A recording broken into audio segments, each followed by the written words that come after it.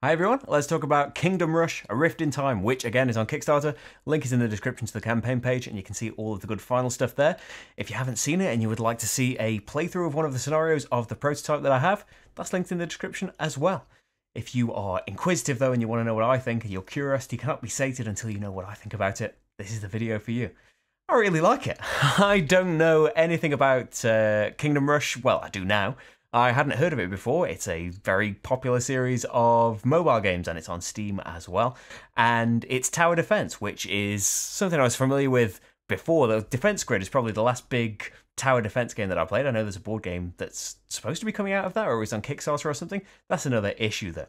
I really like how this handles tower defense. The only game that I have played, if you're looking for an alternative to tower defense, is The King's Armory, which is a really, really good representation of a tower defense game, quite a complex one, that is such a good representation of one that the downside is that it's a really, really long and involved game. It's an all-night session kind of thing. Kingdom Rush is definitely more representative of the game in that they are these quicker, self-contained scenarios. And so you can have an all-night session of it if you would like, playing multiple scenarios, but that's kind of up to you. And I do like that element of it, that it still has this depth in planning of how you are going to put these things out. You're restricted to the spots that you can put your towers in, which affects which player is going to be better having certain towers in certain turns. You know how these are going to move. And that's kind of the thing in tower defense games, right? You can't predict exactly what's going to be in the waves, but you know where the waves are going to be coming. You know when they're going to be coming in.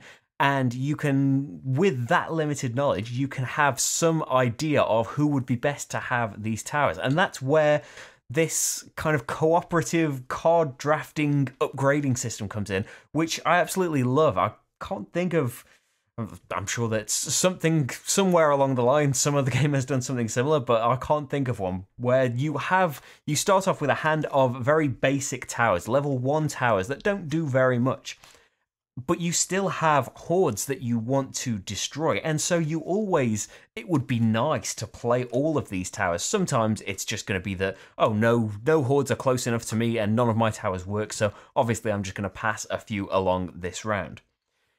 But yeah, you want to play them often, but at the same time pulling against you, and that's what's always so nice in a game, really, that there is never just one right decision, because as much as you want to play these and get them down and destroy as much as you can right now, if you wait and pass them to your allies, I was going to say opponents then, if you pass them to your ally next turn, then not only do they get the use of this, and maybe they're going to be better with it, but it gets upgraded. So instead of just being able to put one militia down, now it's footmen, and you'll be able to put 2 of them down. And then later on, maybe they'll turn into knights, and now you can place 3 of them down, and they can be placed diagonally as well as straight in front of you. Because yeah, it's the type of damage they're doing, the shape of damage they're doing, the orientation of it. All of these things go into your decision of where you're going to place them, which tiles you're going to attack. They have a lot of different special abilities as well. I imagine, like I mentioned in the playthrough, I imagine there are more scenarios, enemy types, heroes, all of those things I imagine will be planned for the final thing, but you know better than me, you're in the future. Look in the campaign page. But already, they've got ones that do damage if you are anywhere near the tile as they are coming down the path. You get ones that will do that will speed up, that will move 2 tiles, and added into that is the fact that they can skip over each other if there is a tile in the way of them. That can lead to things, racing straight towards the exit. If you don't take out horde tiles, like this map the playthrough is on is an especially small one, and so if you can't take out the horde tiles every round, if you can't take out enough of them, then as a new one spawns, it's going to just skip straight to your exit tile and probably just take you straight out if you couldn't destroy any of the minions that were on there. The heroes work, as I said, we've only got 2 abilities each and a selection of 4 heroes. I really, really like how they work together and give you an extra dimension to think of, because the first scenario doesn't even include these heroes, and we were still engaged and interested. But adding them into it as well, you know, we have to think about, so Marty's character, Magnus Spellblane, I apologize, Magnus, is a ranged character. So if he is stood on a tile, and you want to be stood on a tile because your miniatures have bases that are 2x2 squares and cover up spaces on here, and so take out minions themselves by your hero just being present on the tile. But he can't attack the same tile that he's on, so he really wants to either be stood off in the bushes over to the side, or he wants to be tackling 2 tiles at once. Whereas Ignis is melee damage, and he wants to be stood on the tile that he's attacking and do extra damage with his tiles on top of his miniature. And you know, again, this is just a prototype, but the playthrough probably gives you a better close-up of these, but they are lovely miniatures as well.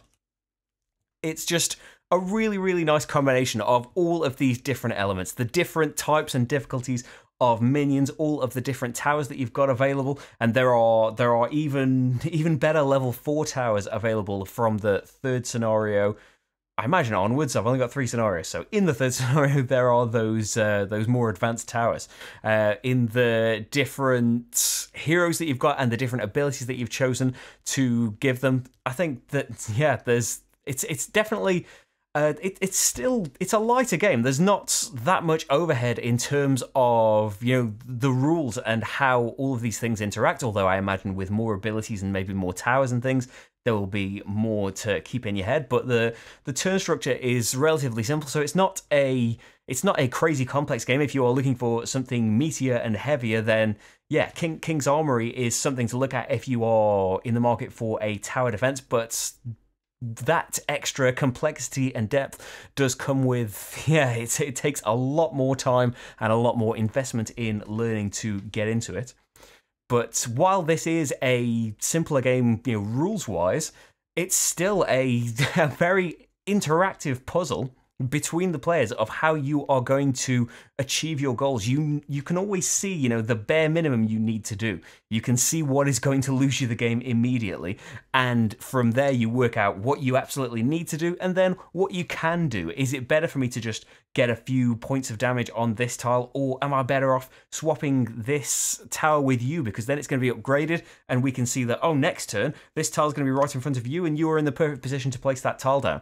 That it's full of cooperation like that, where you are constantly engaged with each other. I've only played this 2 players, by the way. It goes up to 4, I believe. And yeah, so there'll be even more interaction, because you will have more limited spots on the map where you can place things.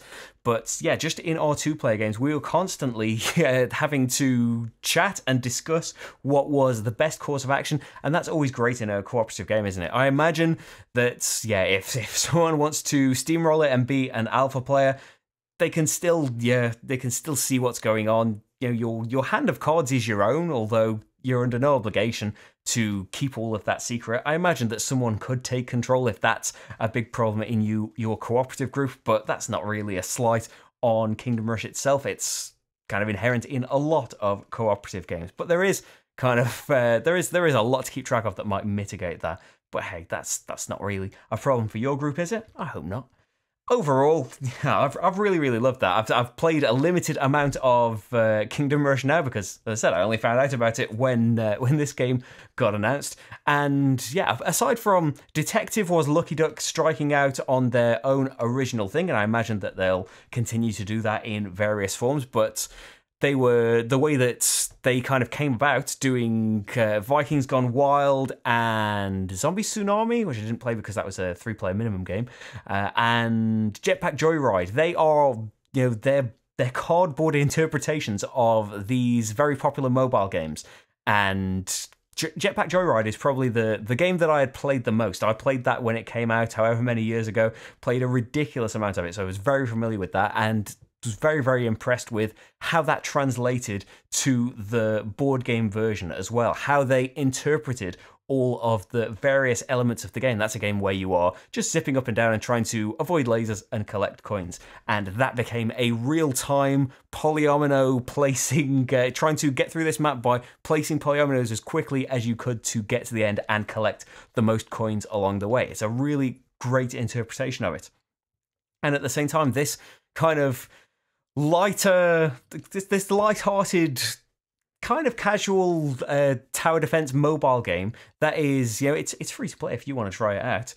Just playing through the limited amount of that I have, you can see how all of this has translated, how the limited placement spots, how the different types of monsters, how the different types of towers, how upgrading the towers has been, distilled and reinterpreted in this way. And I think it's a really fantastic job. If you're more familiar with Kingdom Rush, you can probably do a better job of judging how well it's done that than I can. Let me know in the comments what you think of how they've interpreted it, because it's done in a video game style with earning coins for every monster that you kill, and then you spend those coins how you choose, whether it's on new towers or upgrading existing ones and putting out reinforcements and things like that.